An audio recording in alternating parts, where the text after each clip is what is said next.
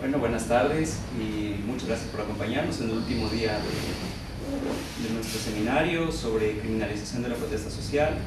En mi caso, criminalización de la protesta social, el seminario de criminología en América Latina, movimientos sociales y no movimientos y cambio social. Bueno, el día de ayer platicábamos cómo existe una manera estructurada de generar una criminalización que inicia por ser una criminalización de tipo social, en donde se genera una dinámica de aliado y enemigo, de amigo y enemigo, convirtiendo los derechos en privilegios. Entonces lo que decíamos era que el discurso de la criminalización empieza precisamente por decir que aquello que llamamos derechos no son verdaderamente derechos, sino privilegios, y que si son los derechos se basan en un discurso de universalidad y los privilegios se basan en un principio de exclusión, entonces aquellos que gozan de los derechos están haciendo que nosotros no podamos gozar de los nuestros, ¿no? Están excluyéndonos a nosotros del goce de aquello que se supone que deberíamos tener todos.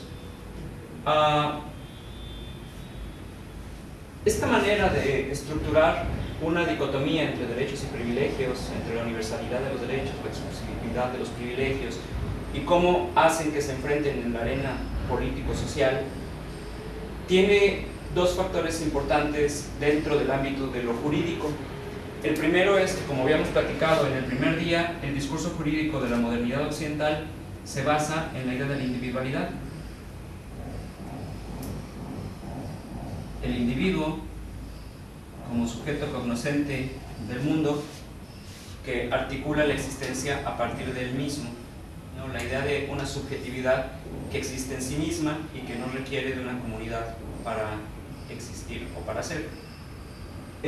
Si bien esto es una ficción, y es obvio que es una ficción, ¿no? Porque además es una ficción que no es una invención moderna. ¿Saben? Si ustedes leen, por ejemplo, los diálogos de Platón, verán cómo Sócrates mencionaba que había algunos pensadores que pensaban que los seres humanos éramos y surgíamos como entes particulares que nos uníamos para hacer una forma de sociedad.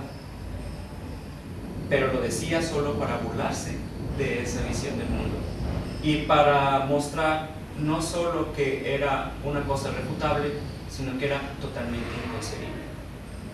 Las formas que él mencionaba acerca de la individualidad hacían posible la existencia de una manera particular de contractualismo incluso, ¿no? Y ese contractualismo era observado como un contractualismo no solo mediocre en cuanto no servía para regular la sociedad, sino incluso dañino o perjudicial. Entonces, esta idea de la individualidad, de que nosotros construimos el mundo de acuerdo a nosotros mismos y ese es el que somos, antecede a la comunidad, fue sin embargo un elemento necesario para la existencia de lo que nosotros llamamos el día de hoy derechos. Porque los derechos solo son posibles en cuanto existe una separación entre la idea de comunidad como un todo y los entes particulares que la conforman. En una de las lecturas que hicimos para el día de hoy se habla acerca de esto, de cómo en la antigüedad no podía hablarse de derechos en cuanto no existía alguien que pudiera oponerse a la comunidad. Es decir, si la comunidad es lo más importante, si la comunidad es lo primero a través de lo cual se hace un proceso de socialización, si la comunidad es lo único que existe y los entes particulares son derivados de la comunidad, entonces los intereses de la comunidad están siempre por encima de los intereses de los entes particulares. Eso no nos suena raro, no nos suena nada raro que alguien diga que no importa sacrificar a 300 personas con tal de que la comunidad como un ente abstracto sobreviva, o que si la propiedad de una persona estorba para el desarrollo del bien común, entonces esa propiedad debe ser eliminada. Es decir, no suena raro, porque es un discurso que incluso en la actualidad se sigue utilizando. Hay algunas visiones modernas que, anclándose en la idea del individuo, intentaron reconstruir una visión comunitaria del derecho y los derechos. Tal vez el ejemplo más claro, o el ejemplo que nosotros podríamos considerar como más cercano, y que es un ejemplo, cosa curiosa, que aunque es jurídico, es mucho más cercano a la sociología que al derecho actualmente, es la visión de Emile Durkheim y sus alumnos, ¿no? Uno de ellos, Leon Digit, que realiza un intento de estructuración de una nueva forma de entender el derecho, no centrándose en la idea de interés, sino en la idea de bien común como elemento fundante del sistema jurídico normativo. Entonces, para Digit, que llevaba más allá los planteamientos de Durkheim, por ejemplo, cosas como la herencia eran totalmente inconcebibles. ¿Por qué? Porque la herencia lo que era la estructuración de formas de propiedad personales que perpetuaban la existencia de separación social. Y lo que él decía era, en el momento en el que nosotros dejemos de plantear los términos jurídicos en términos de interés particular y entendamos que el fin último del derecho no es la regulación de conflictos internos para el beneficio de las personas involucradas, sino para el bienestar común, realizaremos otra manera de entender el derecho. Esta visión es mucho más cercana, digamos, a planteamientos sociológicos que jurídicos, por una simple cuestión de derrota teórica.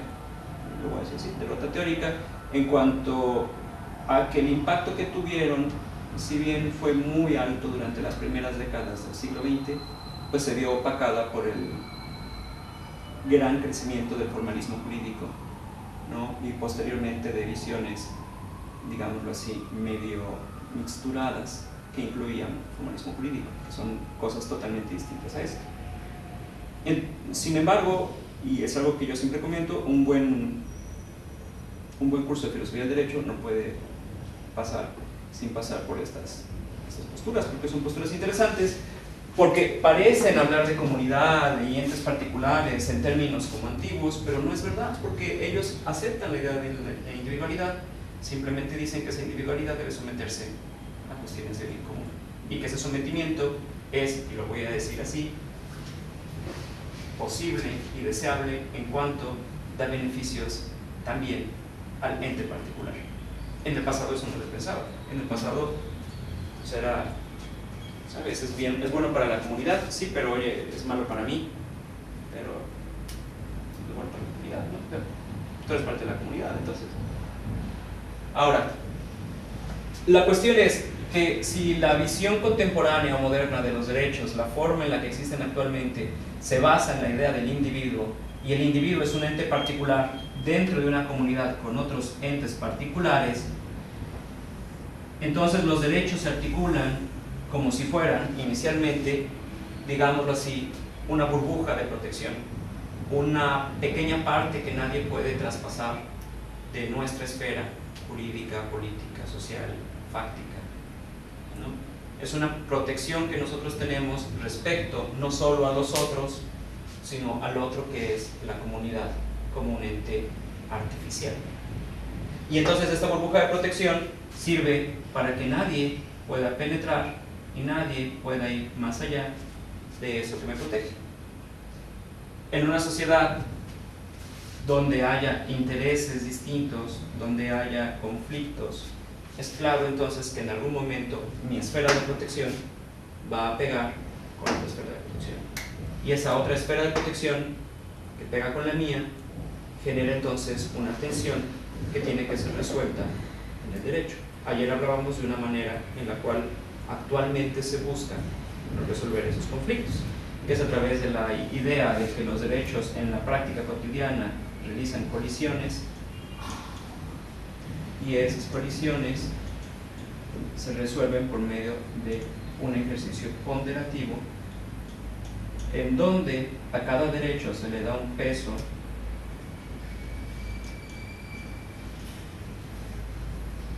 y mediante una serie de fórmulas lógico-matemáticas se establece cuál es el derecho que debe protegerse en un caso particular. La cuestión es que toda esta idea, ¿no?, de la ponderación, de tal, obvia el hecho de que cuando yo marcho, por ejemplo, no marcho solo por mis derechos, también marcho por los derechos de aquellas personas que no están marchando conmigo. Entonces, como se centra en la idea de individuo y se centra en la idea de interés como un ente particular, no entiende la dimensión comunitaria del concepto y la idea de los derechos humanos. ¿Sí es como claro esto? Sí. Ahora, esta manera de entender los derechos se ha utilizado entonces como una forma de criminalización de la justicia social. A través de este discurso que hablábamos acerca de la universalidad de los derechos y la exclusividad de los privilegios, se ha articulado un discurso que hace creer dentro de la sociedad que la protesta social viola derechos de terceros. Eso lo podemos encontrar en los discursos de la derecha siempre, ¿sabes? Lo podemos encontrar siempre cuando alguien dice, sí, bueno, es que vienen y se manifiestan, pero miren cómo dejan la ciudad sucia. Sí, es que cerraron la calle, pero lo que no ven es que nos dejan sin trabajo los que estamos aquí. ¿Saben? Es como constantemente. Así como, bueno, sí, es que ellos tienen esas exigencias, pero yo tengo que llegar a mi casa, y como yo tengo que llegar a mi casa, entonces están afectándome. Como si la lucha de los colectivos o los individuos que están haciendo algo en procuración de una transformación de la sociedad fueran simplemente intereses particulares, que lo platicábamos ayer, ¿no? Se presentan como intereses particulares no porque sean intereses solamente particulares, sino que es la búsqueda de una transformación social que tiene un interés inmediato particular. Y además no siempre es así, ¿saben? Ustedes basta con que se acerquen a cualquier tipo de marcha, a cualquier tipo de protesta, a cualquier tipo de huelga, para percatarse cómo hay gente que está ahí, aun cuando en la manera inmediata, directa, no reciba un beneficio particular por estar ahí. ¿Saben? Es como estudiantes que hacen marchas en contra de políticas de los campesinos, o contra los campesinos. Claro que si uno lo racionaliza, uno entiende que por supuesto que al estudiante le afecta, porque el estudiante come, tiene la costumbre burguesa de comer diario, ¿no? Y si tiene esa costumbre, pues entonces una política represiva en contra de los campesinos encarece los alimentos, y ese encarecimiento de los alimentos genera un impacto en su economía inmediata. Pero todo ese proceso de racionalización es un proceso que la gente no hace para protestar. Es decir, la gente no hace el proceso de racionalización de, ay, mira, es que si ahora le ponen un impuesto a las fresas, entonces los productores de fresas van a tener que aumentar su margen de ganancia, y ese margen de ganancia va a repercutir. ¿Y por qué no lo hace? Porque hay demasiados pasos entre que pase y que llegue a mi mesa. Y la gente sabe, porque la gente no es tonta, perfectamente que aun cuando no hagan el impuesto, probablemente las fresas suban, porque el solo anuncio de que lo van a hacer hace que los intermediarios, para asegurar su ganancia, aumenten el precio desde antes. Entonces, no sé si me explico, y además es como, ahora que lo digo así, suena como muy obvio, ¿no? Porque nosotros también lo hacemos, ¿no? Es como, mira, sube la gasolina. ¿Saben? En mi país les digo que se eliminó el subsidio federal, el precio controlado para la gasolina. Sí, acá también creo, ¿no? Lo dejaron a libre. Sí. Creo No que sé sí. si en algún momento hubo. Sí, hubo. Sí, momento sí, pero no ahora cercano. Sí, creo que fue a principio de año o fin de año que se liberaron los precios. Y ya ahí la gasolina se dispara, Sí. ¿no? Y lo que dicen los políticos, sobre todo de derecha, porque la derecha es siempre la que procura este tipo de cosas, te dicen, es que esto solo afecta a los ricos, porque solo afecta a los que tienen carro. Y no, porque trenes, micros, todo el transporte. Claro. Hasta inclusive los camiones que llevan la comida a los supermercados. Es exactamente eso.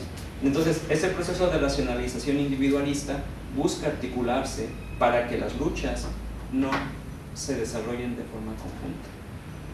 Ahora, la visión tradicional de los derechos para hacer esto, ¿sí?, se articula de maneras muy particulares. Existe en la actualidad una visión reductiva de lo que son los derechos humanos, que favorece la individualización de las luchas y favorece la segregación y segmentación de los sujetos que luchan. La separación, en cuanto parece que la comunidad afro tiene una oposición esencial con la comunidad indígena y que no pueden articularse juntos porque todo beneficio para una de las comunidades significa un perjuicio para la otra, ¿no? Y además el discurso es siempre dicotómico. Es, bueno, mira, pero es que tú no puedes apoyar a los indígenas porque si apoyas a los indígenas entonces le tenemos que quitar la tierra a la comunidad afro. Oye, ¿qué me dices de los grandes productores de soya industrial que tienes aquí, que tienes protegidos, ¿no? Que además son propietarios internacionales, de grandes transnacionales, que son los que originalmente están expulsando a las comunidades indígenas? Claro. ¿Por qué le vas a quitar a la comunidad afro esto? ¿No? Pero se vuelve entonces una dicotomía, un falso dilema que hace que tú tengas que elegir entre un derecho u otro. De la misma manera, el falso dilema se genera también con derechos mismos respecto a ti. Por ejemplo, el falso dilema por excelencia de la actualidad es el dilema entre la seguridad pública y el debido proceso. Parece que la seguridad pública y el debido proceso estuvieran peleados. Es que no dejan que la policía actúe, y como la policía no puede actuar porque vienen los derechos humanos, entonces hay tanto ladrón, ¿sabes? O cuando me pasó en Colombia, di un curso el año pasado, di un curso en Colombia, igual en una maestría sobre derechos humanos. Era un grupo grande, derecho constitucional me parece era el grupo. La verdad eran muy participativos, pero yo recuerdo mucho que una persona me dijo, lo que pasa es que los derechos humanos solo sirven para proteger delincuentes, y los derechos humanos, como protegen delincuentes, entonces impiden que nuestras fuerzas armadas puedan hacer su trabajo, porque detienen a alguien y después de detener a alguien, entonces llegan derechos humanos y lo sacan, porque dicen que hubo violaciones a los derechos humanos. El problema son los derechos humanos. Esa es una falsa dicotomía, porque el problema no está en los derechos humanos. Y yo se los dije ese día, les dije, ¿sabes? El problema no está en que exista una comisión de derechos humanos, el problema está en que ustedes torturan. En Argentina pueden votar las personas que están privadas de libertad. ¿Sí? Depende del tipo de ¿Saben que en México eso era algo como fue muy discutido? Porque el código penal, por ejemplo, el de mi ciudad, el de mi estado, el código penal federal y muchos, la mayoría de los códigos penales de las entidades federativas establecía la pérdida de los derechos político-electorales, lo cual significaba la pérdida del voto activo y el voto pasivo mientras estuvieran en prisión. Pero eso significaba que quitaban el derecho al voto cuando estaban incluso en prisión preventiva, ¿sabes? O sea, desde que eran detenidos y desde que estaban en investigación, quitaban el derecho al voto y no les permitían votar. Y la idea era, no, pero mira, la Constitución, no, el Código Penal dice esto. Dijo, sí, pero ¿sabes? Es cuando ya tengan una sentencia y esa sentencia esté firme. Incluso si la persona todavía tiene posibilidad de recurrir la sentencia, no le puedes quitar los derechos político-electorales. Claro. Y eso significa que no le puedes quitar el derecho a votar.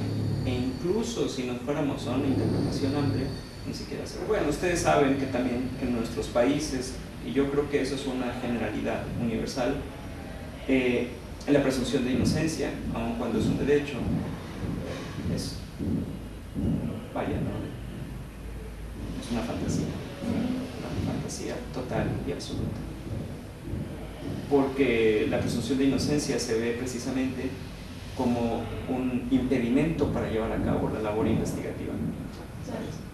Entonces, no es que la autoridad tenga que demostrar que tú eres culpable, es que tú terminas teniendo que demostrar que no eres culpable, que eres inocente. Y eso es como... Pero además ese discurso está muy interiorizado en las personas, muy interiorizado en las personas, ¿saben? Y a mí algo que me sorprende es cómo ese discurso se interioriza incluso en personas que han pasado por eso, ¿sabes? Personas que han sido falsamente acusadas de delitos, que han estado en procesos larguísimos, que han perdido dinero, que han perdido propiedades, que han perdido tiempo, que han perdido libertad, y que después salen Y dicen, pero es que los jueces dejan salir a cualquiera. Dice, bueno, te dejan salir a ti. Sí, pero yo no era culpable. Sí, o sea, yo no, pero los demás sí. Por eso es que vi todos esos discursos cuando alguien dice, ay, es que la gente es muy floja, ay, es que ahora todo el mundo roba. Yo digo que son más confesiones que quejas, ¿no? Porque el universo y el mundo no lo podemos saber si no es a través de nosotros mismos. Si yo soy flojo, si yo busco cómo hacerle, pues voy a ver la sociedad de esa manera. Y yo cuando veo una sociedad que tiene problemas lógicos y obvios, pero yo veo gente que se apoya, que se ayuda, gente que intenta hacer las cosas bien, gente que vive. Y también veo gente que hace muchas cosas mal, y veo gente que hace cosas terribles, y luego veo las condiciones sociales y pienso, tal vez yo haría cosas peores. Pero bueno. Entonces, la cuestión es que, ¿cuál es la visión reductiva de la idea de derechos que existe en la actualidad? La visión reductiva de la idea de derechos que existe en la actualidad es una visión eminentemente juridicista, que piensa que los derechos humanos, que los derechos en términos generales, son solo los derechos que se encuentran contenidos en la ley, como lo hemos platicado en estos días. Es decir, que realizan una confusión entre el concepto amplio, el concepto amplio contestatario de derechos con una forma regulativa particular de derechos en sentido jurídico. Esto tiene una razón de ser. En nuestra lengua, como en el portugués, en el italiano, en el francés, la palabra que utilizamos para hablar de nuestras pretensiones morales, de estas pretensiones filosófico-morales que llamamos derechos, se deriva de la palabra derecho, que es como llamamos nuestro sistema normativo.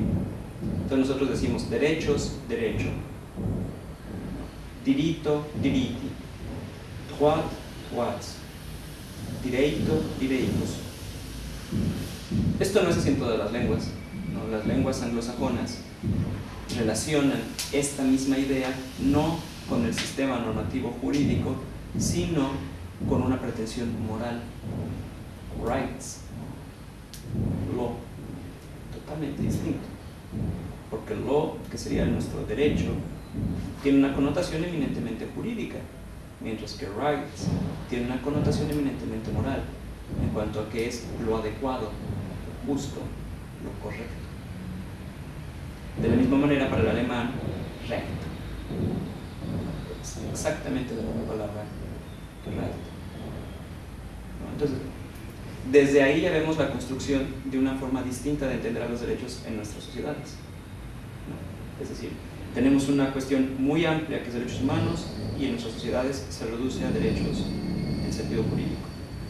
Los derechos en su sentido jurídico, la manera más relacionada que podemos encontrar es a la existencia del concepto de derecho subjetivo.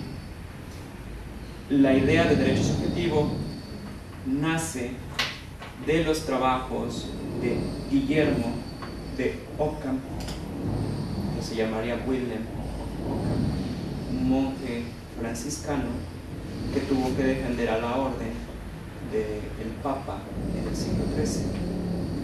Wilhelm of Ockham era un monje que tenía constantes conflictos con el papado. De hecho, uno de los escritos que tenemos traducidos al español de él es el escrito acerca del poder despótico del Papa, en donde hace una queja de la institución papal y la manera en la que el poder del pontífice era utilizado como una forma de opresión social. Él tiene varias cartas con el entonces Papa, pero lo que genera el gran problema, que después se terminaría convirtiendo en la idea de derechos en un sentido jurídico como nosotros lo entendemos, viene de los principios de la orden franciscana. El voto de pobreza franciscano, que de acuerdo a la interpretación de la orden se derivaba de la vida de Jesús y que por lo tanto, al derivarse de la vida de Jesús, el papado incumplía cuando tenía propiedades de la iglesia.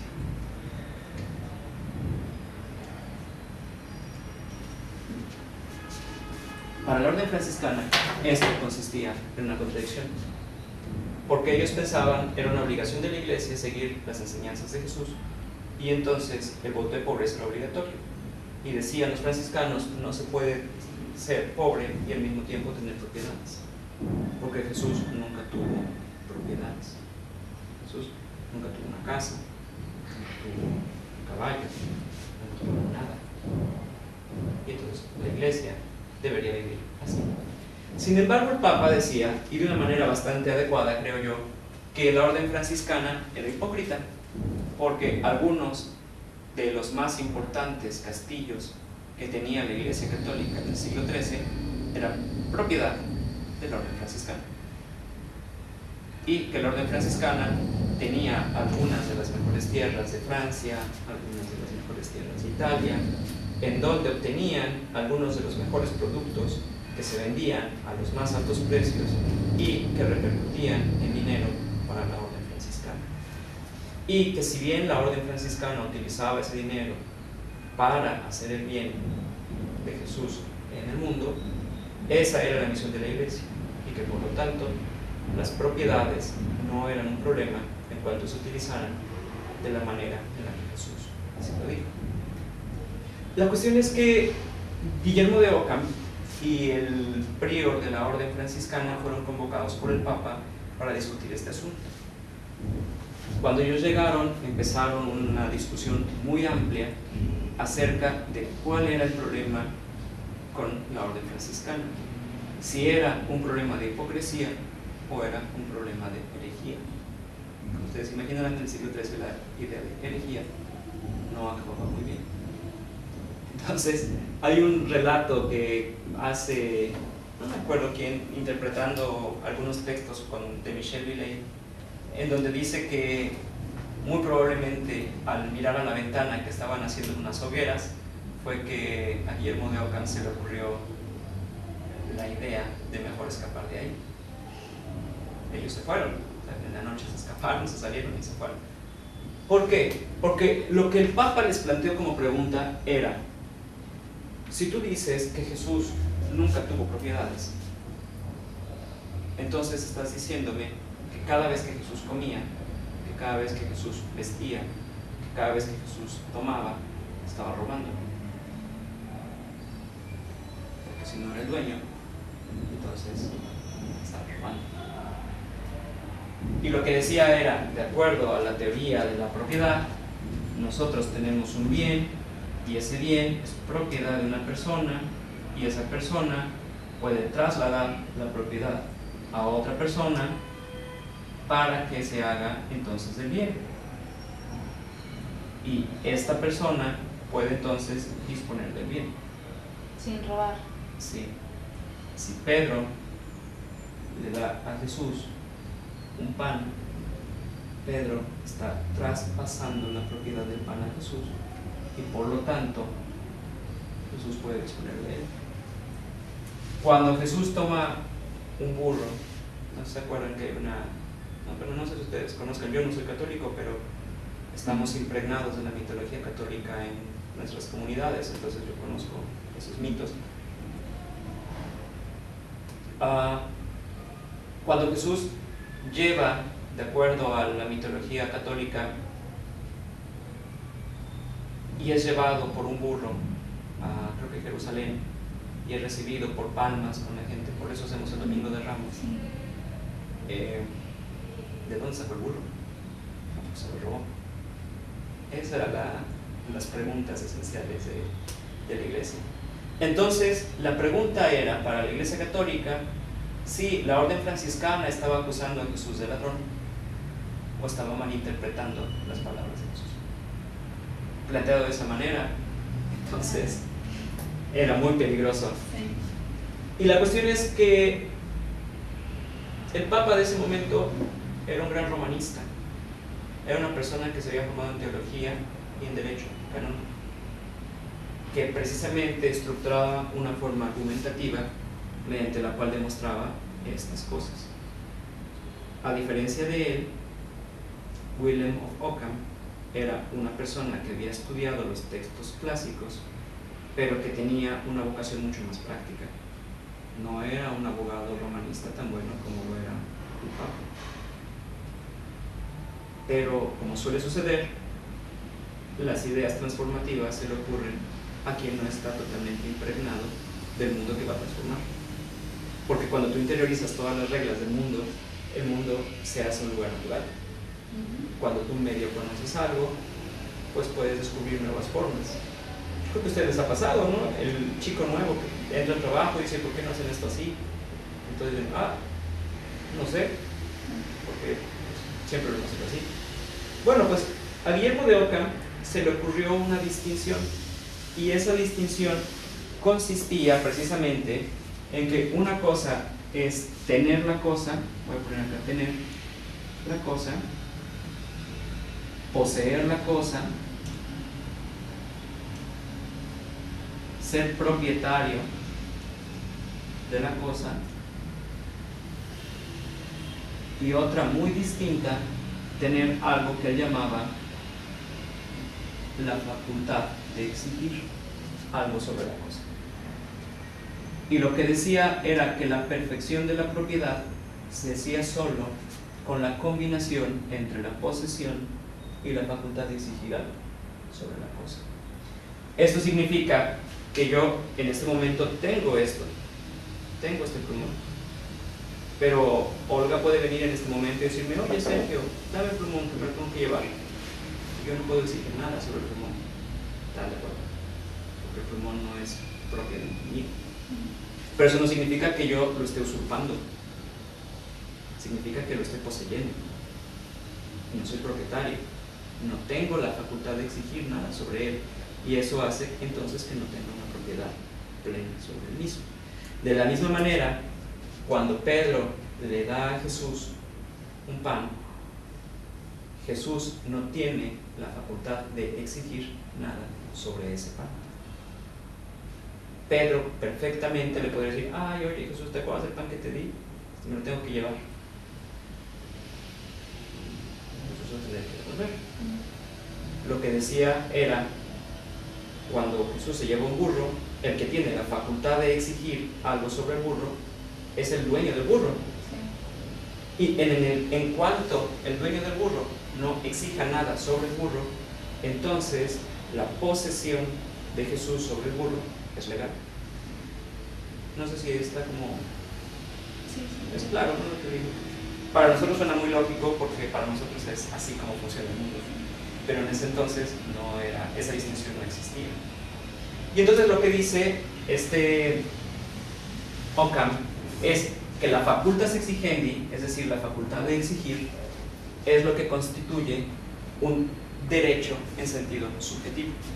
Es decir, el hecho de que yo pueda exigir algo es lo que genera un derecho subjetivo. La idea de derecho subjetivo,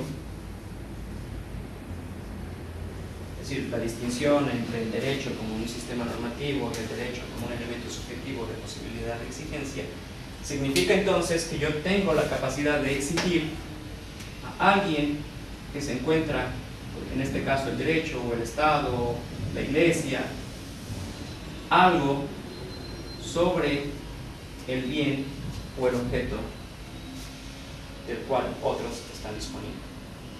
Y al crear esta distinción, entonces lo que dice es los derechos, así como nosotros los entendemos ahora, esto ya Ockham no lo dijo, ¿no? Es como una derivación del planteamiento de Ockham. Los derechos en sentido jurídico son tales en cuanto tú tengas la capacidad verdadera de exigir esos derechos. Porque esos derechos no son derechos en sentido jurídico si tú no tienes posibilidad de exigir, aun cuando estén dentro de la norma, ¿sabes? Si la norma dice todas las personas tienen derecho a una computadora, pero no se establece un mecanismo de acción en donde la computadora se dé, entonces realmente tú no tienes el derecho subjetivo de exigir una computadora. Tú lo que tienes es una pretensión moral que está colocada en un texto jurídico. Ahora, ¿eso está claro? ¿Cómo? Sin embargo, esto que yo le estoy diciendo reduce la existencia de los derechos humanos como pretensión moral a un mecanismo de exigencia. Y ese mecanismo de exigencia, en muchas ocasiones en las facultades de derecho, se confunde con la idea de derecho humano. Como, mira, pues sí, es que tú piensas que tienes el derecho, pero como no tienes un mecanismo de exigencia de ese derecho, entonces realmente no tienes el derecho, sino solo crees que tienes el derecho. Y al mismo tiempo genera una distinción esencial entre la exigencia que yo hago y el objeto que cumple con esa exigencia.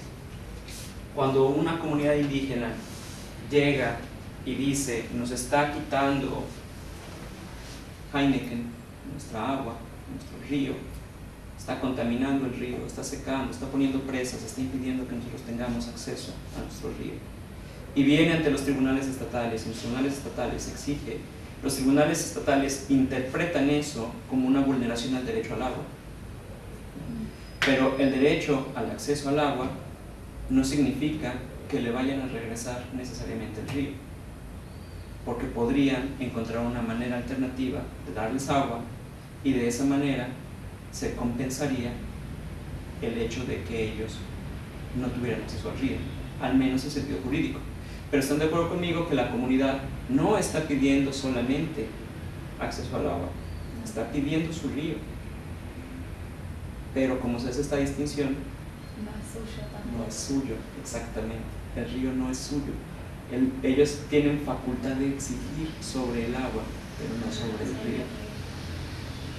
Entonces, esa es una distinción un tanto tramposa que auxilia a la existencia de oposiciones entre los derechos que pueden ser entonces utilizados para desarticular movimientos sociales. ¿Sí es claro eso? Sí. Ahora, la reducción, la facultas exigendi. ¿Cómo podemos entonces encontrar una manera distinta de entender los derechos humanos? Primero, punto principal, entender que toda conceptualización que nosotros hagamos de los derechos es una conceptualización incompleta, temporal, que está culturalmente delimitada, que se encuentra materialmente adscrita a nuestra propia percepción del mundo, es decir, que nosotros entendemos a los derechos así, pero eso no significa que todo el mundo tenga que entenderlos así. Y que además se trata de un fenómeno complejo, en muchas ocasiones contradictorio, que va transformándose con el tiempo y que nos sirve en muchas ocasiones el concepto para olvidarnos de estas características. Es decir, donde yo estudié tiene un edificio que se llama la Casa Amarilla. ¿Por qué creen que se llama la Casa Amarilla? Pues está pintada amarilla. Está pintada de amarilla, claro. ¿Por qué la Casa Rosada es la Casa Rosada? Está pintada de rosa. Ahora, pasa algo muy curioso, que cuando nosotros decimos, mira, la Casa Amarilla, lo que entendemos es que el nombre es una descripción de las características de la casa, pero las características de la casa son características momentáneas, azarosas.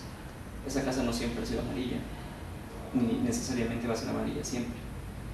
Sin embargo, como ya se llama la Casa Amarilla, entonces eso que parece una descripción se convierte en una prescripción.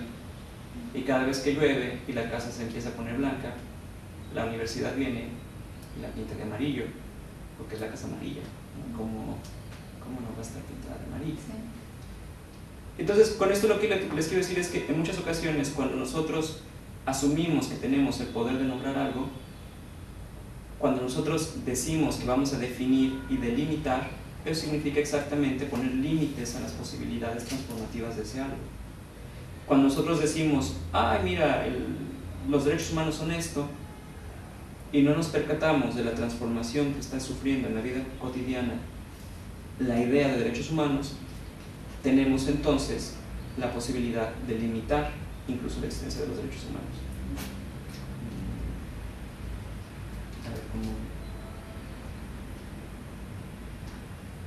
Ese es un problema eminentemente teórico y academicista, pues, sobre todo en la academia, pero también en el derecho, por la manera en la que el derecho se articula.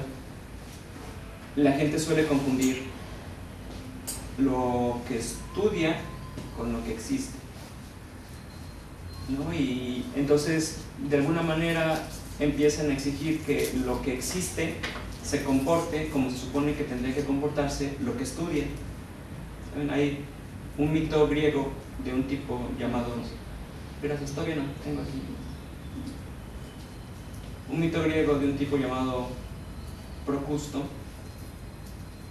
que iba a los muelles e invitaba a marinos que llegaban cansados a dormir a su casa, a descansar, y tenía una cama para invitados, en la cual, después de haberles dado algo de beber, los colocaba, y la cama, si la persona tenía muy larga el cuerpo y por donde quedaba fuera, le cortaba los pies o la cabeza para que el cuerpo quedara exactamente en la cama. Y si era muy chiquita y quedaba adentrito, le amarraba piernas y brazos y jalaba estos hasta que quedara al lado de la cama. Entonces, la cama de Procusto se utiliza ahora como una metáfora de cuando tú analizas algo y la realidad no responde a lo que estás analizando, y entonces la recortas. En términos cotidianos se dice cuando cuchareas tus datos, ¿no? Cuando, o dibuja. Bueno, sí, sabes que de pronto dices, a ver, yo voy a hacer una investigación para ver cuál es la percepción del gobierno de Macri en la gente, porque yo estoy seguro que la gente está muy enojada con Macri. Entonces haces tu universo muestral, generas un instrumento de medición, haces todas las cosas, pero tú buscas que la gente esté enojada con Macri, y entonces formulas tus preguntas de una manera determinada, y esa manera en la que formulas tus preguntas trata de llevar hacia allá. Primer sesgo. Luego, cuando tú tienes los datos, ¿no?, tú interpretas esos datos, y aún así te lleva la sorpresa de que parece que la gente no está tan enojada con Macri como tú piensas que está. Y entonces, ¿qué haces? Modificas. Porque la realidad tiene que adaptarse a lo que tú piensas que es la realidad.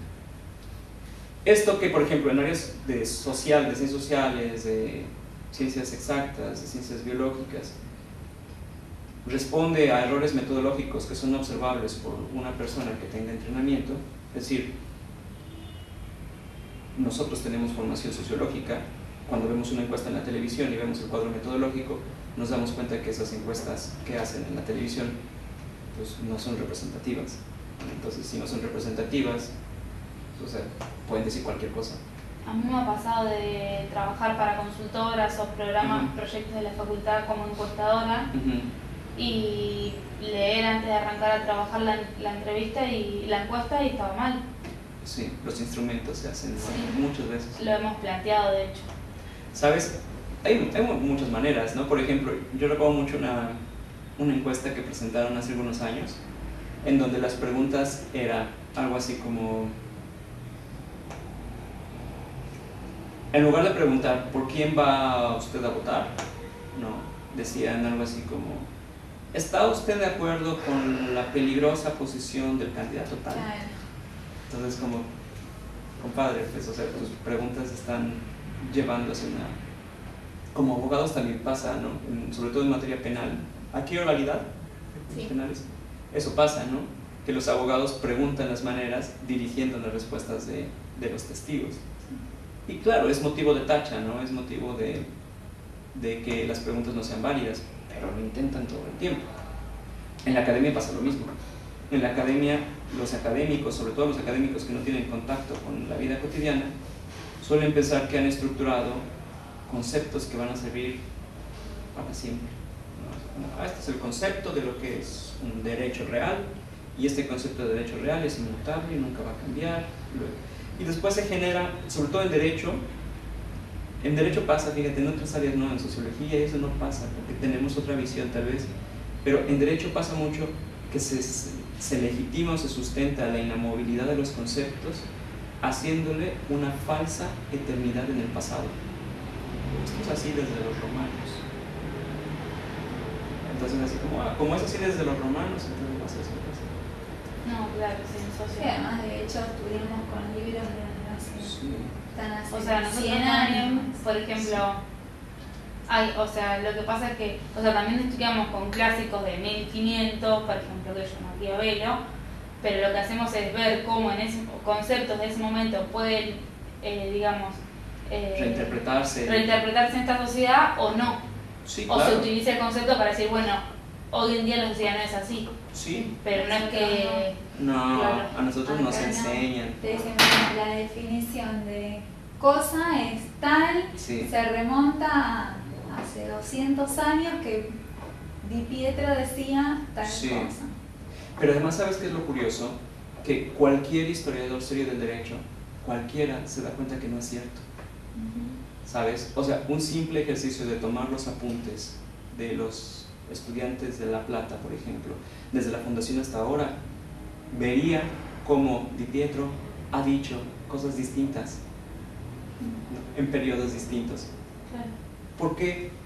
Porque es obvio, ¿no? La historia se construye de atrás, no de delante para atrás.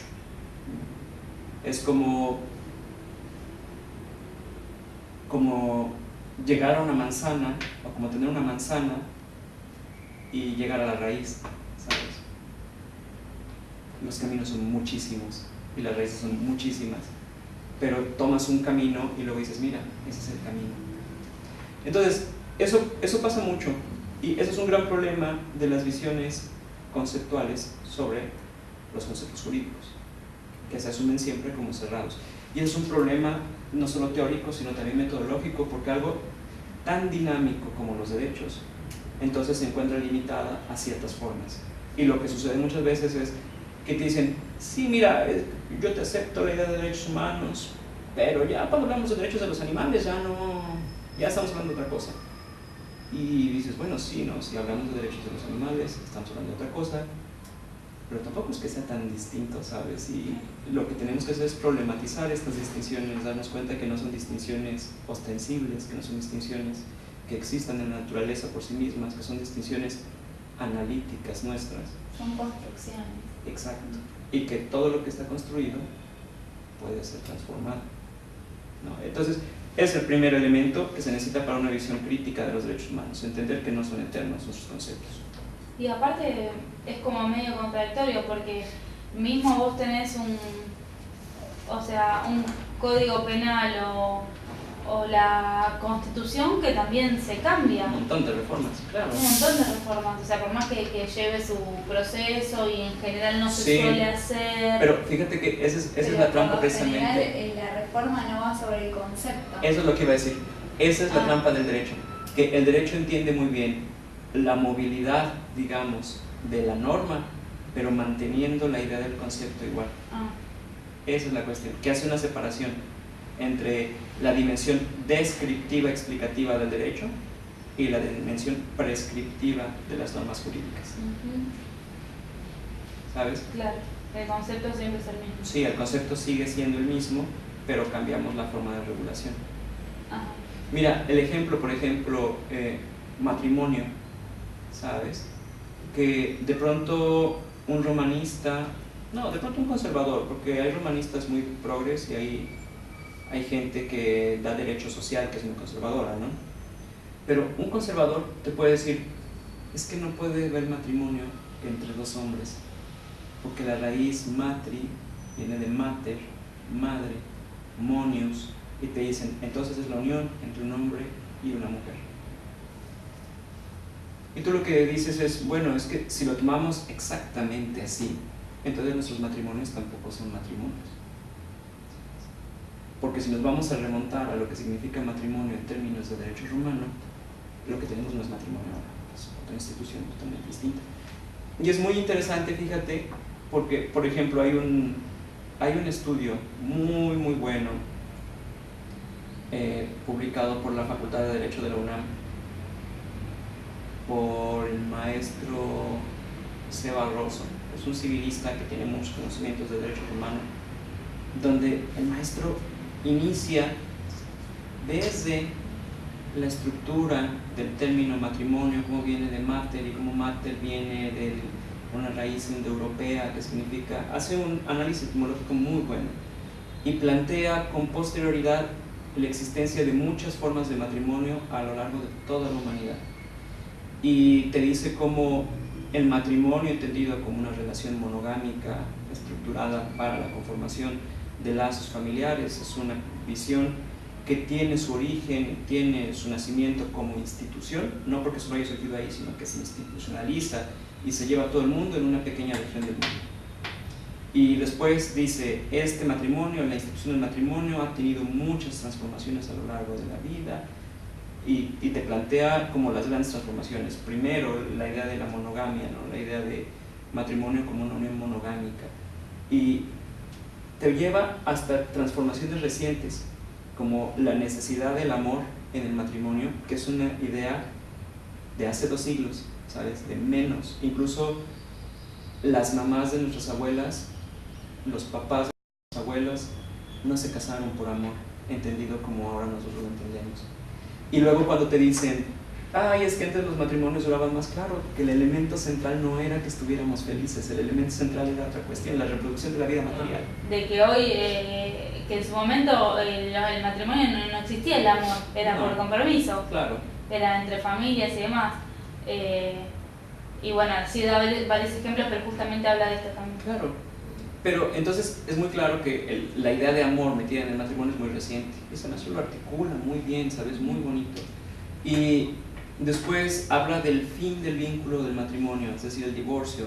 Y cómo fue una gran lucha en México, fue una gran lucha en América Latina, fue una gran lucha en Europa, porque la institución como tal del matrimonio, tal y como la concebían los romanos, era impensable. La disolución del vínculo por una institución como el divorcio. Habían otras instituciones que establecían el fin del vínculo, pero eran, es decir, la idea del divorcio es otra cosa. Y entonces habla de cómo se ha transformado necesariamente la institución del matrimonio, ¿no? Y dice, no podemos decir que el matrimonio ahora es el matrimonio de los griegos, o de la Edad Media, o de hace 300 años, o de hace 200 años, porque el matrimonio es una construcción cultural, social. Y después de ser una maravillosa historia sobre el matrimonio, se echa las 2 últimas páginas diciendo, sin embargo, siempre ha existido una constante, que el matrimonio es la unión entre un hombre y una mujer. El concepto. Sí, y dice, y por lo tanto el matrimonio entre personas del mismo sexo es una aberración conceptual e histórica. ¿Sabes? Pero es como un salto al vacío. Claro. Porque si eso lo hubiera escrito en 1930, entonces lo que hubiera sido una aberración conceptual e histórica hubiera sido el divorcio. Claro. Y si lo hubiera escrito en 1800, la aberración conceptual e histórica hubiera sido el matrimonio por amor. Y si lo hubiera escrito, ¿sabes? Y si lo hubiera escrito en el 2000 a.C., la aberración hubiera sido la monogamia, ¿no? Y entonces es como, depende de dónde estés, es que de pronto algo te parece una aberración histórica. Claro. Entonces, eso es un peligro que tenemos quienes trabajamos con conceptos jurídicos. Sí, además, lo que cuesta hacer una reforma en un código en lo que es materia conceptual y los debates sí. y los congresos que conllevan. Pasó acá, por ejemplo, bueno, cuando surgió la ley del matrimonio igualitario, con la reforma a la parte de familia del código, la definición del matrimonio, que en el código de Vélez decía que era la unión entre un hombre y una mujer y terminar reemplazándolo por personas. Lo mismo con el tema con todas las innovaciones para reproductivas, qué pasaba con lo que era fecundación in vitro y todo eso, los embriones bioconservados. La definición era la concepción en el vientre en el vientre, decía. No, la concepción y no especificaba. Claro. Y después le agregan en el vientre materno. Para hacer la distinción. Para que si está en una pipeta, no está concebido hasta que no esté inserto. Claro, todo de la mano de la definición de persona y todo. Pero llevó años y muchos estudios para poder modificar esas definiciones puntuales en el código. Claro, y además sabes que la cuestión es que en muchas ocasiones cuando se hacen las modificaciones conceptuales, el concepto ya no significa eso. Claro. O sea, ya se quedó atrasado, ¿sabes? Porque tarda tanto. Entonces, eso pasa mucho. Y en el derecho ¿por qué pasa tanto en el derecho? Porque el derecho es una forma centralizada de toma de decisiones. Es decir, por ejemplo, en la ciencia existe una comunidad científica. En el derecho, aun cuando existe una comunidad jurídica, existe un grupo que decide qué es lo que dice, ¿no? O sea, hay un árbitro, digámoslo así. Si hubieran jueces de la ciencia, probablemente las cosas serían igual, ¿no? Sería muy complicado. Ahora, todo esto empecé a decirlo por las dificultades de definir los derechos humanos. Sí. Y entonces, primer elemento eso. Segundo elemento, entender que la complejidad del derecho, que la complejidad de la vida no puede ser reducida a visiones simplistas, y que si nosotros hacemos reducciones de la complejidad es solamente con motivo de entender y analizar, pero que esa reducción no puede ser tomada como una manifestación o representación real 100% de la realidad. La realidad es mucho más compleja que lo que nosotros hacemos. La vieja fábula de los 5 ciegos, ¿no? Cinco hombres ciegos que nunca han visto un elefante son llevados ante uno, y entonces cada uno de ellos toma una parte distinta del elefante y después le piden que los describan. Ninguno lo puede describir correctamente porque todos dicen, es como una serpiente, es como una mariposa grandota, es como un árbol, ¿no?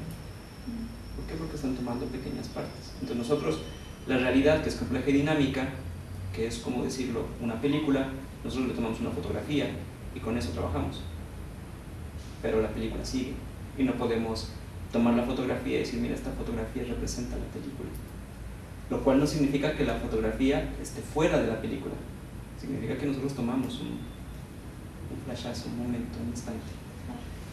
Luego, si es tan compleja, entonces lo que nosotros tenemos que entender es que tiene muchas dimensiones distintas de abordaje. En la lectura yo propongo 3 dimensiones. Alguien me dijo, es que puede haber muchas más, puede haber 4, puede haber 5. Claro, pero ese es otro problema, ¿sabes? Como yo establezco estas 3 porque a mí me parecen fundamentales y estoy seguro que eso puede ser confrontado y rebatido siempre que sea dentro del mismo discurso, pero tampoco puedo decir, como es inabarcable, entonces no lo voy a hacer. Yo he puesto 3 que considero las esenciales, que es una dimensión política, una dimensión filosófica y una dimensión normativa, no necesariamente jurídica.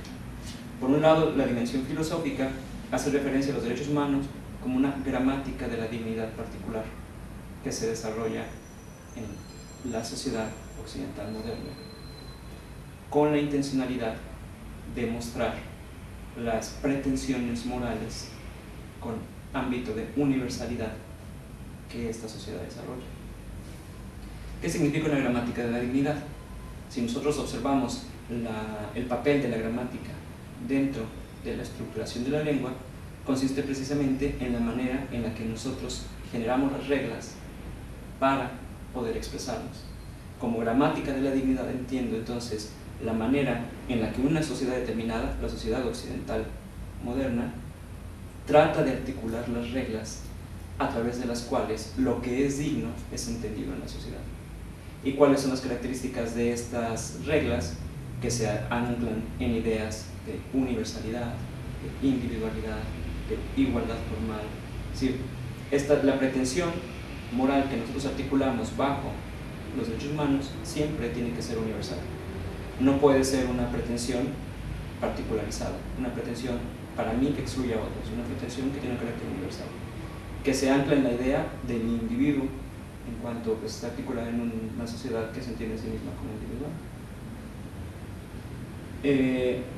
Que se fundamente en la idea de la igualdad formal, es decir, que piensa que todos y todos somos iguales ante esa pretensión, que no va a haber una persona que va a verse más beneficiada de inicio por esa pretensión, aun cuando materialmente pueda ser por las condiciones particulares de cada uno.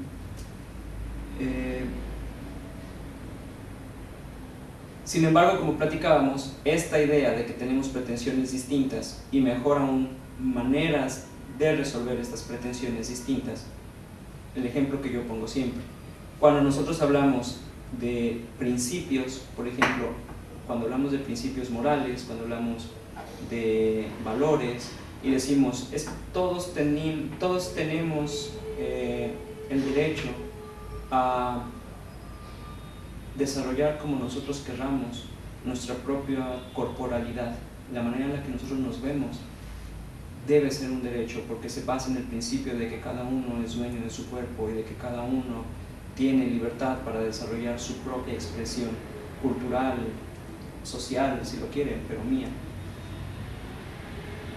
Y sin embargo, eso nosotros lo entendemos con ciertas prácticas concretas, ¿no?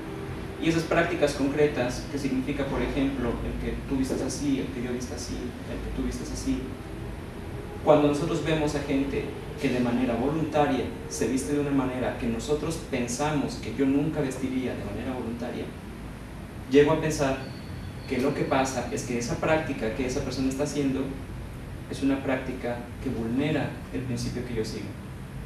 El ejemplo más claro para las sociedades occidentales se encuentra en el uso del hijab, la burka o el velo. En cuanto es claro que una persona que desarrolla su vida en la sociedad occidental moderna, en las grandes ciudades, en Buenos Aires, en México, en Nueva York, en Washington, en París, en Londres, en contextos culturales en donde el hijab o el velo no es dominante, pues no va a tener ganas de ponerse un velo, ¿no? Es decir, ¿para qué querría alguien así ponerse un velo? Y sin embargo tiene la libertad de hacerlo.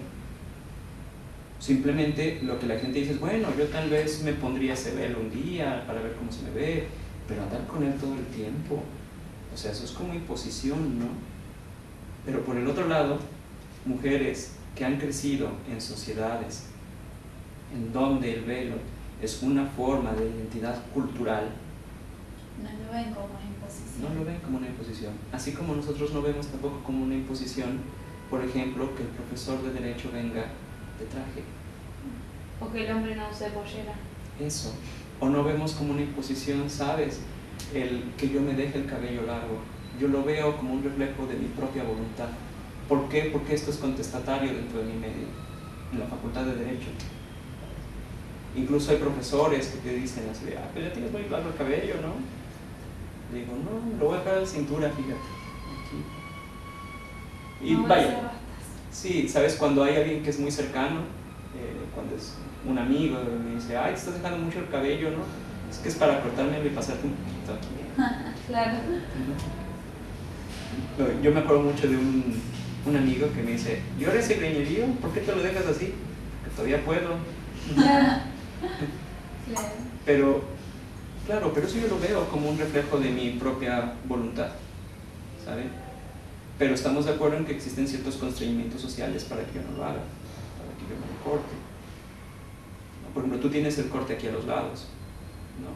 No sé cómo sea acá, pero por ejemplo en las facultades de Derecho existen desincentivantes sociales en México para que las chicas hagan eso. Los chicos ni te digo, ¿no? Es como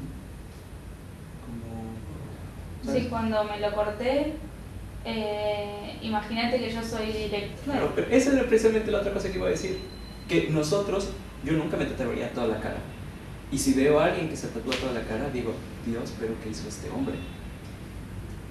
Yo creo, perdón, ¿no? Con respecto a lo del pelo, que también depende de quién te lo diga, porque nosotros, por lo menos a nuestra edad, estamos más acostumbrados a que ahora es recurrente que se corten el pelo así cualquier persona, pero para nuestros papás es como, ¿no? Ella también te dijo, ¿verdad? Por eso, o los directores. Ella no se lo haría. No, pero tal vez. No, pero por una cuestión de gusto. Claro, no tiene nada que exacto. ver. Como una Sí, forma. claro. Pero esa es la cuestión, ¿sabes? Pero entonces hay, y te lo voy a poner así, va a haber alguien que te va a ver y va a decir, ay, es que ustedes hacen cualquier cosa con tal de que los amigos los miren bien. Y tú dices, güey, esos zapatos que usas son la cosa más incómoda del mundo. y te las pones para quedar bien. Es decir, no ves tus propios constreñimientos y tus prácticas las entiendes como las únicas prácticas puras. Sí. Estamos hablando de sociedades en donde, es decir, estamos hablando de facultad a facultad. ¿Sabes? Allá en Coimbra existe algo que se llama praxe. Y, a ver, en términos muy sencillos, los trajes del Harry Potter y de esas escuelas están basadas en los uniformes de las universidades portuguesas. Los estudiantes van así en la universidad portuguesa. Se llevan unas capas con unos mantones encima, negros, una cosa espantosa. Camisa blanca con una corbata, y van así. Pero no es un reglamento universitario. Es como una tradición que se ha ido fortaleciendo, que fue prohibida durante la dictadura y que entonces en cierto sentido por algunos grupos se entiende como una oposición, pero en otros se entiende de una manera muy conservadora porque es algo que viene desde el siglo XVI. Entonces, ¿saben? Ahora, ese traje no es usado obviamente por todos, porque como no viene en el reglamento, entonces no te pueden obligar a usarlo. Pero las asociaciones estudiantiles solo apoyan a las personas que usan esos trajes, ¿sabes? Si no usas esos trajes, ¿sabes? Va a ser como más complicado. Estoy seguro que esa misma dinámica también se reproduce aquí con los grupos estudiantiles, en otro sentido, ¿no? Pero algo así debe haber también. Ahora, hay un grupo muy grande de estudiantes en Coimbra que se visten de una manera particular, que es, como tú lo dijiste, es la vestimenta hippie, ¿no? Totalmente. Es rastas, camisas sin mangas, de estos pantalones como ampliotes que son como muy ligeros, chanclas, piercings, ¿sabes? Y entonces ellos se reúnen y ellos hacen un movimiento que es como el movimiento anti-praxe, porque dice que basta de la uniformidad que impone el capitalismo. Y yo los juro que cuando los veo digo, pero es que ustedes también tienen un uniforme, ¿sabes? Que todos están vestidos igual, ¿sabes? Pero se los juro, o sea, parecen copias unos de otros, ¿no? Ahora, la cuestión es que ellos entienden la libertad como su propia libertad, y entonces ven los constreñimientos de otros y dicen que no es libertad. Entonces, para una perspectiva crítica tenemos que tener muy claro una distinción entre principios, valores y prácticas, y que nosotros no podemos centrar la lucha de los derechos humanos en las prácticas, porque las prácticas son social, culturalmente, históricamente construidas. Un mismo valor y un mismo principio puede ser entendido de forma distinta en la misma sociedad en momentos diferentes. Es así de sencillo. Y eso genera entonces que visiones distintas del mundo tengan confrontaciones constantes sobre cómo deben interpretarse los principios y qué prácticas deben seguirse. Una puja de poder. Sí, y esa es la dimensión política de los derechos humanos, porque los derechos humanos surgen como una confrontación tanto de nosotros como sociedad con la idea de comunidad, con el sistema de producción capitalista, con los grupos de poder, como dentro de nosotros por la pugna de poder dentro de esa sociedad. Y finalmente, pues la dimensión normativa, que no tengo que aclararla mucho porque es la más conocida de todas, que es que esta gramática de la dignidad, que tiene una caracterización confrontacional, se articula a través de elementos normativos. Esa es una diferencia de otras gramáticas de la dignidad existentes, que se articula como si fueran reglas, es decir, como los derechos se articulan como pretensiones morales con forma de reglas. En nuestro sistema particular, como las reglas se entienden principalmente como reglas jurídicas, entonces las reglas que articulan a los derechos se asumen como derechos, como normas, perdón, en sentido jurídico. Pero eso es una reducción. Y cuando los derechos humanos como conjunto, porque nosotros tenemos el conjunto de derechos humanos con sus múltiples dimensiones, entra en contacto con el mundo derecho,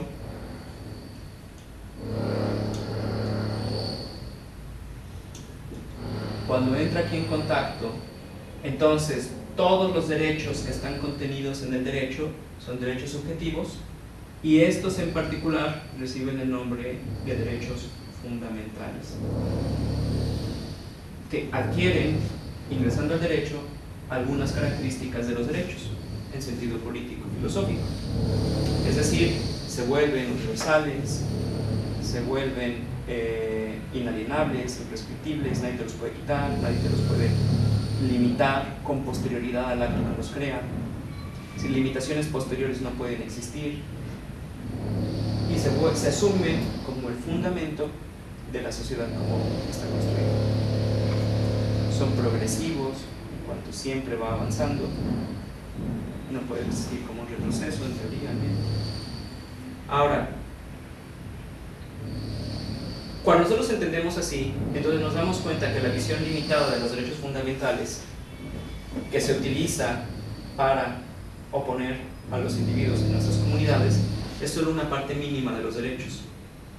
Y entendemos entonces que si bien en ocasiones las pugnas por los derechos fundamentales parecen afectar a terceros, esas pugnas en una dimensión mucho más amplia son pugnas no en ese sentido jurídicas, sino pugnas políticas.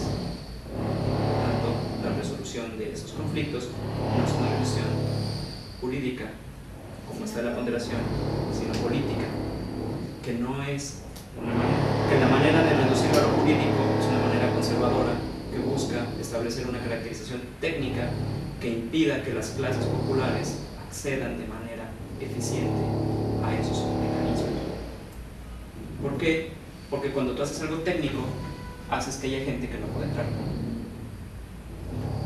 Es así de sencillo. Quien no tiene entrenamiento, entonces no puede entrar. Oye, pero es que fíjate que a mí me parece que el derecho a la movilidad, sí, mira, pero es que estamos hablando en términos eminentemente técnicos. Entonces el derecho a la movilidad no es eso que tú crees, porque de acuerdo a tal. Entonces es acallar voces. ¿Saben? Foucault tiene en una de las conferencias que hizo en el Colegio de Francia, le preguntan acerca del carácter científico de algo, ¿no? Y él lo que dice es, bueno, aquí lo más importante es preguntarnos por qué a ti te interesa que ese algo tenga un carácter científico. Y la razón es muy sencilla. No quieres que ese algo tenga o no una caracterización de científico porque sea esencialmente bueno para ese algo, sino para excluir saberes y prácticas a las cuales no les vas a dar la caracterización de científica, y por lo tanto invisibilizar y acallar esos saberes y prácticas.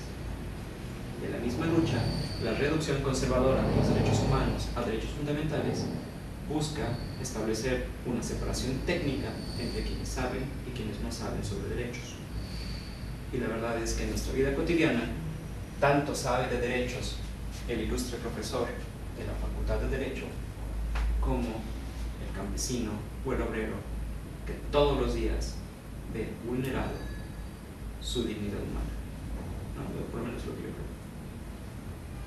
El profesor de Derecho no diría no, pero es porque no sabe. Sabes que yo tengo mucho estas pláticas con mis compañeros y se ponen indignadísimos, ¿no? Algunos me dicen que hago una apología de la ignorancia, que favorezco el pobrismo y que pienso que el pueblo es bueno. O sea, me utilizan todos los clichés de la derecha, ¿no? Contra las visiones igualitarias. Y yo siempre nada más sonrío y digo, pensaba igual que tú, pero me puse a estudiar. ¿Sabe por qué? Todos los discursos meritocráticos, que a mí me pasa mucho, ¿sabe? Todos los discursos meritocráticos se caen cuando alguien con más mérito tiene una opinión contraria del que está defendiendo la meritocracia. Yo me acuerdo mucho de una compañera que asumía, ¿no?, la meritocracia como una cuestión esencial en las sociedades modernas y que además era benéfica y favorable. Y entonces estábamos platicando y tal vez 2 horas estuvimos platicando, ¿no? Y yo me acuerdo mucho porque de pronto pronto ella dijo, no, es que tú no me puedes decir eso. Obviamente las personas que tienen más estudios saben más, y por supuesto que las personas que tienen más estudios entonces van a poder realizar mejor una interpretación del mundo. Y le digo, ya que yo tengo más estudios que tú, entonces mi visión del mundo es más adecuada según tu propio concepto, y por lo tanto tienes que aceptar lo que yo estoy diciendo. No, Sergio, porque tú y yo, entonces, bueno, entonces aquí no es una cuestión meritocrática. Y me terminó diciendo, ¿sabes qué? Lo que pasa es que eres un dictador, no quieres que otras personas opinen, piensas que porque estudiaste mucho. Y yo, cada uno va a tener su visión, no importa, o sea, ninguna va a ser mejor que otra, son distintas. Claro, y la pugna política, porque es una pugna política, eso después de todo, no se resuelve con una clasificación de las personas por sus grados académicos o estudios, ¿no? En todo caso, las pugnas se resuelven por coherencia interna, por suficiencia con la realidad, pero el argumento meritocrático, que lo utilizan un montón, ¿sabes? Ahora es un asco. Bueno, chicas, nos quedan entonces 10 minutitos, porque tenemos Sergio y las voces, asistir a la conferencia. ¿Tuvieron oportunidad de leer? Sí, más o menos. Bueno, ¿hay alguna pregunta o algún comentario sobre las lecturas? Bueno, yo leí los textos. Lo que más me llamó la atención, por así decirlo, donde vi muy reflejado, capaz también por ser abogada, en el texto del movimiento de los sin tierra, sí. Ajá. Cuando se lleva a la justicia este tema, la respuesta que da el tribunal inferior y el superior. Y la cuestión de la autonomía de las instancias. O sea, que en el tribunal inferior no tienen por qué responder a lo que ya con anterioridad ha resuelto otro organismo superior.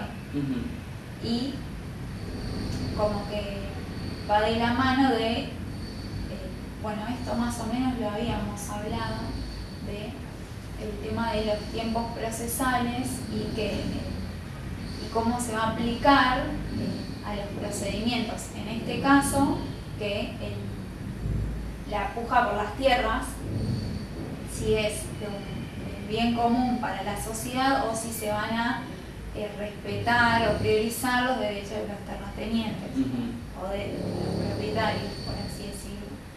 Entonces, y todo eso llevado al movimiento de los sin tierra y cómo ellos intentan en el texto hablan de que usan mucho los medios de comunicación para tanto ellos por un lado y el gobierno por medio de su llegada a los tribunales, de cómo cada uno intenta con distintos fundamentos sobre el mismo sentido llegar a tener la razón de su lado. Que fíjate que el movimiento sin tierra es un ejercicio bien interesante para ver la criminalización de la protesta, porque en términos eminentemente formales lo que hacen sí puede ser clasificado como un delito, sí puede ser tipificado, ¿no? Porque ellos lo que hacen es que llegan a una propiedad privada que está desocupada, que está abandonada, la toman y empiezan a trabajarla, ¿sabes? Y entonces lo que sucede es que después los propietarios, que generalmente son grandes terratenientes, los cuales, ¿sabes? Los sin tierra se pueden ir y van a volver a abandonar esa tierra. Sí. Pero es una cuestión de la propiedad. Y saben ustedes que hay muchas ocasiones, por ejemplo, el SAT, el Sindicato Andaluz ¿cómo se llama? Sindicato Andaluz, no me acuerdo, Sindicato Andaluz de Trabajadores, tal vez, SAT, tiene unas tácticas parecidas. Llegan a fincas que están abandonadas, que ahora son propiedad, por ejemplo, de grandes empresas, y las toman. Y algo muy curioso que me estaba contando un compañero que pertenece a ese sindicato es que cuando ellos toman las tierras, sin que se medie denuncia del propietario, que muchas veces no lo sabe, el Estado inicia con los procedimientos penales. Y es muy curioso, fíjate, porque ese tipo de delitos requieren necesariamente que haya una querella de la parte. ¿Por qué? Porque yo Estado no puedo decir, ay mira, ellos están entrando a una casa que no es suya, si el dueño de la casa no está diciendo que es suya, que no quiere que entren a su casa y que, ¿sabes? Tiene lógica. Pero no, el Estado inicia las acciones en contra de ellos sin que medie. E incluso lo que me comenta es que en muchas ocasiones lo que pasa es que inicia las acciones contra ellos y al mismo tiempo busca a los propietarios para informarles y para que ellos ratifiquen las denuncias. Actúan de oficio. Sí, pero no se debe actuar de oficio en esos casos concretos. Ahora, ¿por qué lo hacen? Y eso es algo que tenemos que ver. Lo hacen porque la propiedad de la tierra es uno de los pilares de la forma de producción que nosotros tenemos. Y, o sea, es un elemento, como lo veíamos ayer, es un elemento de esos centrales que generarían una crisis sistémica, no solo una crisis económica. Y lo que nosotros vemos entonces es, ok, lo que hacen ellos podría ser interpretado como un delito, ¿sabes? Pero como lo mencionamos aquí ahorita, eso es sí y solo si entendemos a los derechos, entre ellos el derecho a la protesta, como elementos solamente jurídicos, porque si no, entonces observamos que la protesta que se da en esos casos es una protesta mucho más amplia que lo jurídico y que la solución no puede ser solamente jurídica, sino que tiene que ser política. Sí, ellos como que también usaban el fundamento de que en realidad los terratenientes son usurpadores claro, del suelo público y que debían ser esos terrenos restituidos al Estado para que el Estado los redistribuya entre los que no tenían suelo, porque tener suelo es un derecho. Sí, sí, sí. Entonces son movimientos bien interesantes para ver esto, ¿saben? Porque es muy fácil, o sea, si cuando hablamos de criminalización y luego la gente dice, ay, bueno, sí, es que la protesta social se criminaliza, porque mira a las abuelas de la Plaza de Mayo, luego les mandan a la policía y pobres. Claro, hay elementos, hay momentos, hay figuras en donde la criminalización es muy obvia, pero hay otras en donde la opinión pública dice, es que eso no es criminalización, eso es un delito, ¿no? Y ahí, en esos casos, es donde hay que tener más cuidado, porque es donde es más fácil que la criminalización entre, y criminalizando esa protesta, criminalizándolo sin tierra, se criminaliza a todos los demás que luchan. Entonces, eso es como bien interesante. Antes, para cerrar, nada, no tiene que ver con algún texto en particular, pero vos nos habías dicho de hacer un trabajo. Sí, el trabajo final de evaluación será un trabajo de 6 páginas, ¿no? ¿Les parece bien? Sí. 6 páginas, con ya sea Times o Arial número 12, inclinado 1.5, en donde ustedes desarrollen un pequeño trabajo sobre cualquier tema que ustedes quieran, de cualquiera de los temas que ya hemos visto en clase. Lo que nosotros vamos a hacer es que si es de la parte de criminología, Jackson lo revisará. Si es la parte de criminalización de la protesta, lo reviso yo. Si es una mezcla entre ambos, revisaremos uno y uno, ¿no? De la misma manera, no crean que, ay, oye, pero es que si lo revisas tú, tal vez tú eres más bondadoso que Jackson para calificar. Después de haberlo revisado, el otro obviamente lo leerá y practicará sobre eso. Y en caso de que haya una disparidad muy grande entre opiniones, pues tenemos un tercero en discordia, ¿no? Que sería Mónica. ¿Les parece adecuado? ¿Y cuándo lo mandamos? Mira, eso lo tendríamos que platicar con la doctora Olga sobre fechas y eso. Yo, por mí, diría que ¿qué día es hoy? Hoy es 20. Hoy es 20. Yo diría que para el día del trabajo estaría bien, ¿no? Dale. Bueno, ¿y eso lo mandamos por mail o quieren que lo entreguemos en formato papel? No, lo mandan en correo electrónico, al correo electrónico mío que ustedes ya tienen, con una copia a la coordinación del seminario. Bueno, se lo mandamos a Olga, el Sí, que nos mandó ella. sí, a ese. Y en caso de que ustedes ya puedan acceder a la plataforma, bueno, Me dijo que si, el lunes. si en algún momento pueden acceder, yo les recomendaría que también lo subieran. Bien. Voy a abrir un foro, porque hay un forito de discusión, les voy a abrir una pestaña para colocar los trabajos, para que ustedes también puedan incluirlos. Bueno. ¿De acuerdo? Bueno. Bueno, pues les agradezco mucho, chicas. Gracias.